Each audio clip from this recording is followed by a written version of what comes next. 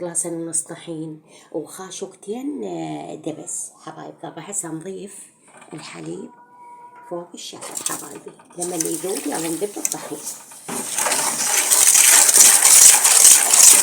نضيف الطحين تدريجيا حبايبي.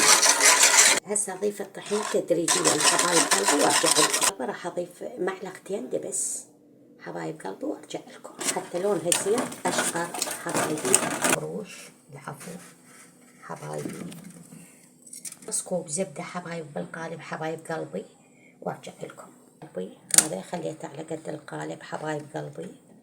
هسه راح اضيف الخليط حبايب قلبي وارجع لكم. هسه حبايب نص الزبدة الثاني خليته فوقها حبايب قلبي.